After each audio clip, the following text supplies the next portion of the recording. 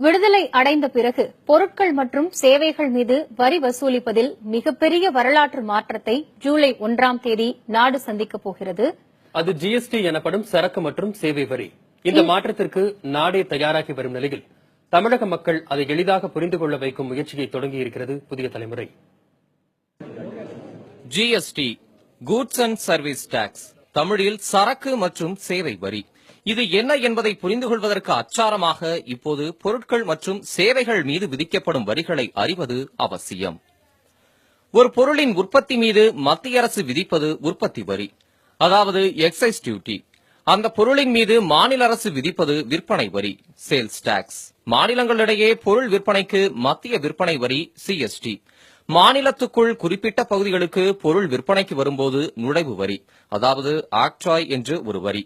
உற்பத்தி பொருட்கள் மீது மட்டுமின்றி சேவைகள் மீது சேவை வரி விதிக்கப்படுகிறது.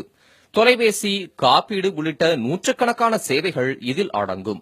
சினிமா மற்றும் பொழுதுபோக்கு விஷயங்களுக்கு மாநில அரசுகள் கேளிக்கை வரி விதிக்கின்றன. இவை தவிர சேவை வரிக்கு கூடுதலாக கல்வி வரி, விவசாயிகள் நல வரி விதிக்கப்படுகிறது.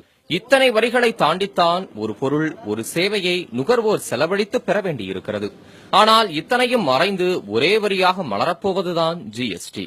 இதனால் நுகர்வோருக்கு என்ன பலன்? பொருட்கள், சேவைகள் விலை குறையுமா என்பதே சாமானியரின் எதிர்பார்ப்பு. பல வரிகளை தாங்கி ஒரு பொருள் நுகர்வோர் கையை அடைந்தபோது அதன் விலை சுமார் 30% வரை அதிகம். ஆனால் ஜிஎஸ்டியில் இது 18% நிர்ணயிக்கப்பட்டிருக்கிறது. பணக்காரர்களுக்கான சொகுசு, கேளிக்கை விஷயங்களுக்கு மட்டுமே அது அதிகபட்ச வரியாக 28% இருக்கப் போகிறது. உதாரணமாக, ஒரு ஆடை உற்பத்தியாளர் சட்டை தயாரிக்க மூலப்பொருட்களை 100 ரூபாய்க்கு வாங்கினால் அதற்கு 10% வரி சேர்த்தால் சட்டையின் மொத்த விலை 110 ரூபாய். சட்டையை மொத்த விற்பனையாளர் ஒருவர் 110 ரூபாய்க்கு வாங்கி 40 ரூபாய் லாபம் வைப்பதாக கொண்டால் சட்டையின் மதிப்பு 150 ரூபாய் ஆகிறது.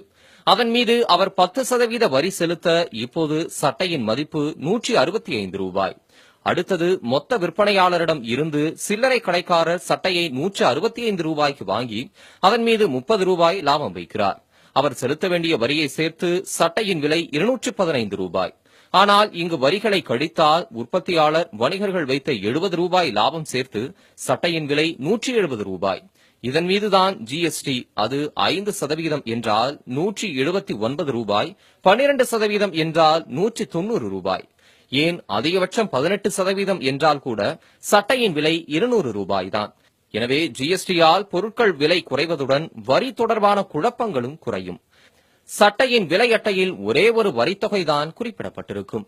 உடனடியாக இல்லாவிட்டாலும் நீண்டகால அடிப்படையில் நாட்டின் வளர்ச்சிக்கு ஜிஎஸ்டி பெரும் பங்கு வகிக்கும் என்பது பொருளாதார நிபுணர்களின் கணிப்பு.